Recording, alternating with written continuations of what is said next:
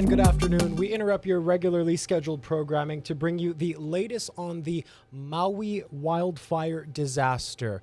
The big headline that we learned today from state officials is that 6 people have been confirmed dead by these tragic wildfires. I want to go ahead and show you some video that we got from our viewers. This was near the Front Street area. We got this from a man who said he was almost hit by debris there. The daylight really uncovering the scope of destruction that we were waiting to see overnight that was shadowed by darkness. As you can see here, homes have just been completely burned to the ground. Popular shopping areas are now mere piles of rubble. It is a very difficult day, and we have team coverage here in the HNN Digital Center. I'm joined with Mahealani Richardson and First Alert meteorologist Drew Davis. But I want to start with Mahealani because she was at a press conference with state officials. Mahea, tell us, what did you learn there? Well, Acting Governor Sylvia Luke said this is an all-hands-on-deck situation. So all of the agencies got together, the county agencies and also state agencies, to update us on what's going on. Maui County Mayor Richard Bisson said there were 13 areas that were evacuated, 16 road closures, 5 shelters opened, and as you mentioned, 6 confirmed dead. He wasn't sure where exactly those people were, or did they die in the water or did they die on land? We had heard stories that people were literally jumping into the water in Lahaina, but we had heard stories of the area and seeing video that it looked like a bomb had gone off. And so Acting Governor Sylvia Luke extended a second proclamation to discourage tourists from coming to the area. She said that Maui is not a safe place to be. And right now, there is an evacuation of about 4,000 tourists from Maui to Oahu. Officials are working immediately to get them from Maui County because the county just cannot handle the infrastructure right now to bring them to Oahu and to the convention center. And we do have some sound from that press conference. I'm going to go ahead and play that out for you now. Lahaina area was cut off. Only one road was able to be traveled in and out. Power was out to 2,628 of Hiko's customers. There was no power at our hotels or even at the shelters that we opened out on that side.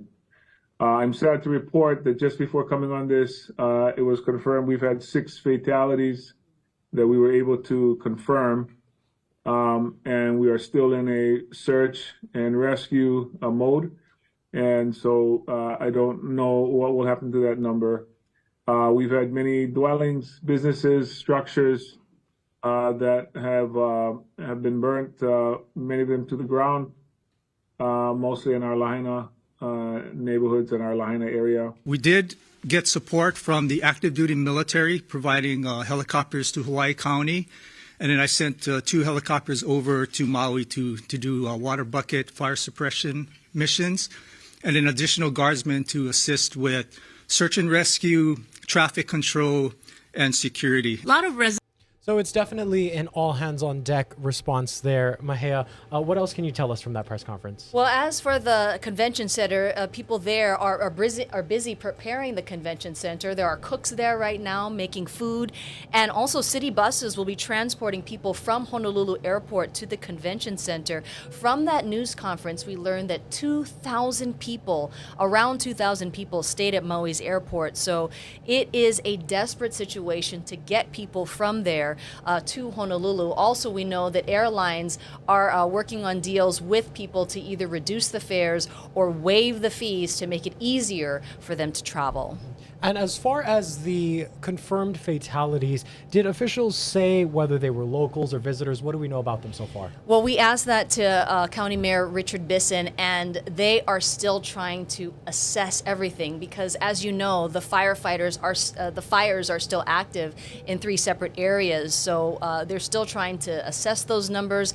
They said that the damage itself will be in the billions. And I talked to members of our congressional delegation. They are asking the president for an emergency proclamation, a federal disaster emergency proclamation, and that would immediately move federal resources to this disaster.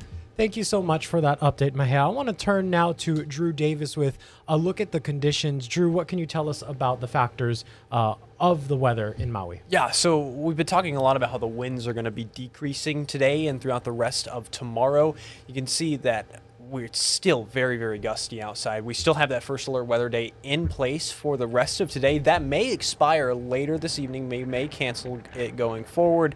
We have that first alert weather day for the gusty winds and the fire danger. We have all three ingredients causing fire danger across Hawaii. We've got incredibly warm temperatures getting up into the upper 80s and 90 degrees in some places, dry relative humidity. Those dew point temperatures are very, very low. There's no moisture in the atmosphere, especially when considering we're on an island. We're here in the tropics, and Hurricane Dora and the high pressure fan that is north of the Hawaiian Islands is just blowing more dry air into Hawaii. All of that dry air that is east of us is pushing further and further into Hawaii, causing these fires that are starting to spread incredibly fastly. So we're giving you that first alert heads up because this is not going away anytime soon. Our first alert futurecast that I've been taking a look at every hour just is not showing any relief over the next week. It seems like any rain and showers that we get is very, very minimal. It is going to continue being dry. So even if the winds do back down, fire danger is still going to be very, very high. Fires can spread incredibly easily with the dry brush that we have across the islands,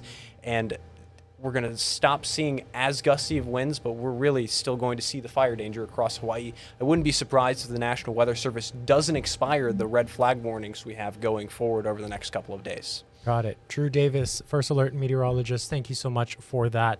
We've been getting a lot of questions about how people can help those impacted. Of course, here in Hawaii, people always want to help out brothers and sisters who have fallen on hard times. So it's heartwarming to see the outpouring of aloha already coming through. I'm going to go ahead and read off some of the ways that you can go ahead and get involved. First off, donations to the Hawaii Salvation Army are being accepted. Earlier this morning, they put out a call for mass-produced meals from certified professional restaurants. Unfortunately, they said they cannot accept small home-cooked meals due to food safety standards.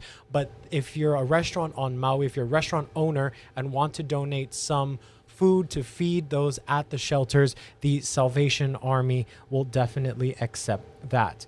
They are also taking monetary donations, and donations can be made at hawaiisalvationarmy.org.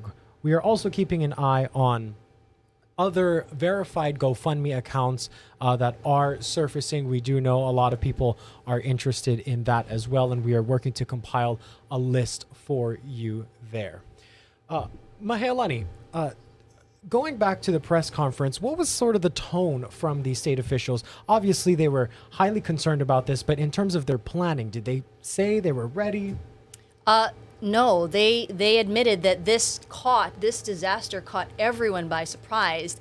And Drew, as you know, when we have hurricanes, this hurricane is way south of us. It's like 500 miles south of Hawaii. And so right now. no one was preparing for this in terms of wildfire. So the officials said that no one expected this. And it makes it even more devastating. The officials were struggling for words at times because they're still trying to understand the scope of the damage. And you also mentioned, Dylan, that people can help. The Hawaii Community Foundation just set up a Maui Strong website where you can donate funds. Also at that news conference, Major General Hara also talked about ready.hawaii.gov for people who need more information and want to help. Also, the county is getting volunteers. So there's a man called Daryl Takeda. That information was on the news conference, and they put out numbers out there. So there are a lot of people ready to go. Perfect. And we also want to mention that the War Memorial Complex is open today and Thursday for drop-offs for donations. And we just got a picture into our newsroom of the convention center where they do plan to house some of those who have been evacuated out of Maui. We have continuing team coverage all afternoon with another cut into your regularly scheduled programming at the top of the hour, and then of course our 4 o'clock broadcast starting then. So be sure to download your Hawaii News Now news and weather apps for the very latest details. Aloha.